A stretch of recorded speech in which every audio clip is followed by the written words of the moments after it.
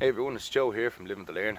Just out on an overnighter on location, and I've managed to arrive here a bit early. I do plan on shooting some more videos later in the day, but I thought while I had a few minutes to spare, I'm after arriving here a little earlier than everybody else, I thought I'd do a loadout video as was requested by Gary Doyle, a man of many talents. Asked if I'd do a loadout video, and I'd talk gear all day long, so I said I'd oblige. So what I have here is my winter loadout, my overnight winter's loadout. If I was going on a 3 or 4 day hike, I would use my Fjallraven caking bag, which allows me a bit more space for the heavier stuff. But for one night, this is fine. What I have here is the Swedish LK35 SJ. It's a Swedish medical officer or medic's bag. And what I like about it compared to the LK30 is that it still gives you a 30 litre bag, although the bag itself is smaller and broader across the shoulders, which I find more comfortable. It also puts this 35 litre bag onto a 50 litre frame, which, as you can see down here, gives you extra space. You sit in a little shelf and I have to bungee up to it, and you can see here it sits all nicely under this. This is my bedroll loadout, and that's my DD tarp there. If you want to see my bedroll, I have a video on that. It's fairly big at the moment because I do have other stuff in it to allow for the temperatures. It's about 1 degree here at the moment. I imagine it'll probably get a bit colder at night.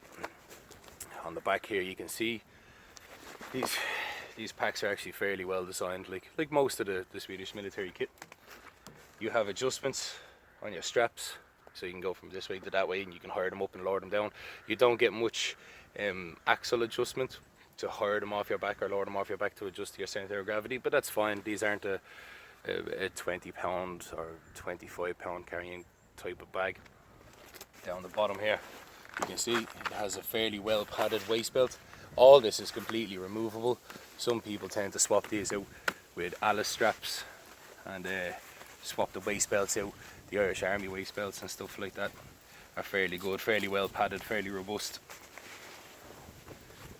Just turn this around, we get into the goodies.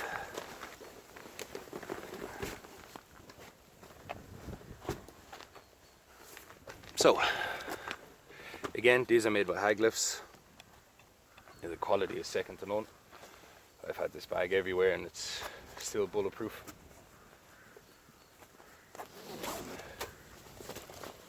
So I hope you can see there. It opens up into a big dump style pouch. This is one big open pack.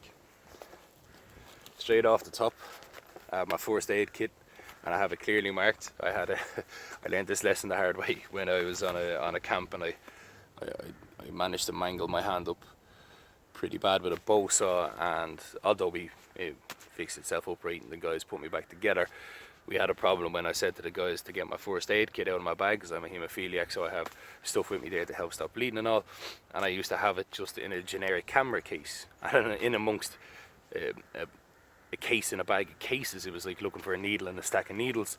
So now I have this clearly marked. It sits on top just there like that. Most obviously on the outside of the pack is my axe. It's a Grant's Force Small Forest axe. I can't pass comment on this because this is its first trip out. Normally I carry a Dave Canterbury Two Hawks Pathfinder Tomahawk just because of the weight, but I have to say I've done a few miles with this on the bag, and it's not that noticeable. It's a lot lighter than it looks, so I look forward to trying this out today. Next on the top of the bag anyway, working our way inside. Now normally when I go out, I would actually hang this up on a tree. That's what these two carabiners are for. I put a bungee cord into the frame, and this allows me, it sits up on the tree like this, and I can access stuff in and out of it. I have my dinner tonight, sirloin steak. I have this is what I call my nighttime bag. This is just stuff that when it starts getting dark, I can grab gear out of it. It's got like earplugs, very important. It's got earplugs, it's mouthwash, toothpaste, tea tree oil for my bedroll, toothbrush, little stuff like that. But I find this handy because at least then I know when it's getting dark I can tidy up my cooking equipment and everything else. I can get this bag, keep it by the fire, or just stick it on top of my bedroll, and it's got everything in there. It's got light diffusers for my torch and stuff like that. So that'll be the next one out. I have the backhoe Laplander. I haven't got a bow saw with me today. I don't think I'll be doing much firewood processing, so I have this with me. I have a Nalgene bottle with some tea in it, some homemade tea. It's nice. So we have an on-site water source at the location we're going to, so I don't have to worry about water. I have my headlamp. This is kept with my nighttime bag. It is the Night Eyes STS. It's a great little lamp. I think it's about 150 lumens, costs about €18. And what I like about it is there's no buttons, no fiddly bits. You just swipe and swipe. So you can use it with gloves or anything like that. It's very cheap. And in the pack I keep some spare batteries, 3 for this and 1 for my pocket torch.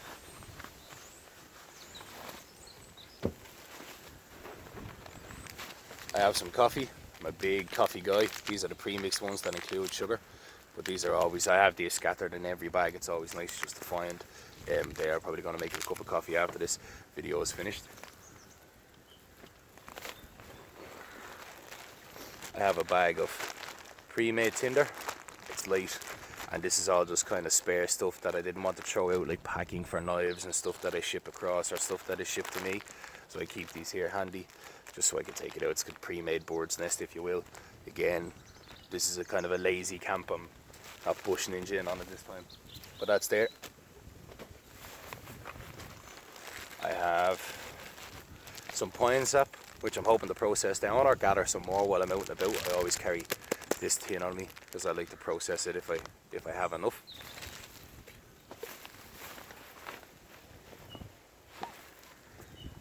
Small tin of methylated spirits. This stuff kind of just ends up gathering in my bag. I don't tend to pack or unpack stuff. I just leave it there.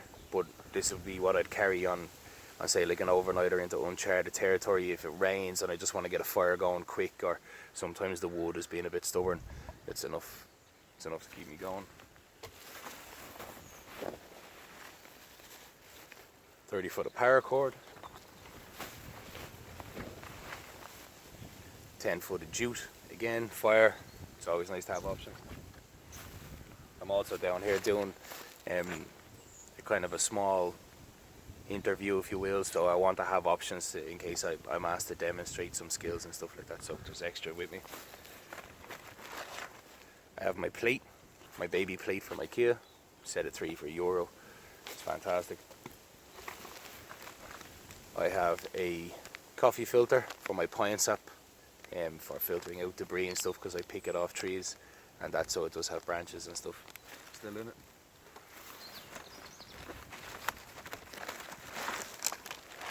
I have my spatula, which Colin Reddy carved for me.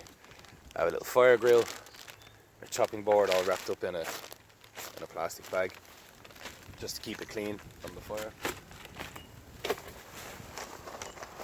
ABS tent pegs.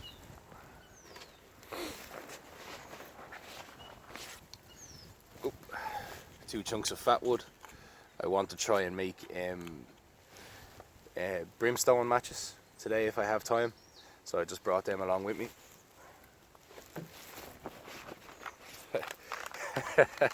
Almost embarrassing, but I was sent this as a gift, and I tend to keep any gifts that I hang on to, but this is my titanium spork in its very special, very Gucci titanium spork holder. There you go, don't be jealous. So it's just always floating around in my bag. And I have a padded mat down the back here, which I'm not going to take out because the pack would lose rigidity. And 3 or 4 reusable cable ties. These are great because if you're making a tripod really quick, or you just, whatever you may need cable ties for, but the great thing about it is you don't have to cut them. They're reusable. Colin Reddy showed me this trick, and they've been in my bag ever since. Handy for when you need them. And if something is fairly light and doesn't take up much space, I don't mind throwing it in my bag. I have my cook kit, which I'm not going to get into now. You can look at my Pathfinder haversack video where I go into detail about what's in here, but it's just the usual accoutrements. Nothing about this has changed.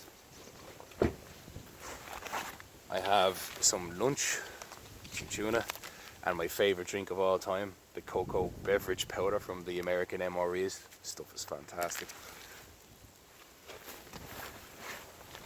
I have a pack of cordage, just miscellaneous cordage, small hanks of bank line and stuff like that for just general camp duties, rather than having to break open the larger rolls. If I just want to hang a pot and stuff like that, I just use the scraps. I have a small toiletry kit, which I like to have in its own bag, so if a call of nature comes along or whatever, I'm not rooting around, I can just grab this and go for a walk. And it's also got sanitary stuff in there for my son and that when he comes out with me. I have a ruler. I have a light my fire. Oh, this has got a crazy name. What's it called? Stack and twist, add a twist, something like that. But this is a great thing. I got given this as a gift in Sweden, and I thought to myself, geez, that's a bit gimmicky, but it's got 3 waterproof containers. You can put your first aid kit in here, or you could, I mean, at the end of the day, it's 3 containers. You can do what you want. But what I found, or what I like about it, is I have ketchup and salt down the bottom in this one, and then I have milk up here in the middle, and then I have sugar up here in the top. So it's actually fairly handy, because when I pack my pack, I prefer cylindrical shaped objects because you can get them in easier than square shaped objects. You can actually pack a lot more. So like I can pack this one here, and then I have my Nalgene bottle, which you saw, and then I have my Pathfinder one, and I'm only losing 2 inches of pack depth, which allows me to bulk out the front of this pack here. So a very good one. I may do a review on that, but it's nice. Everything's all airtight, all sealed up. It's all 100% waterproof. It's all food grade plastic.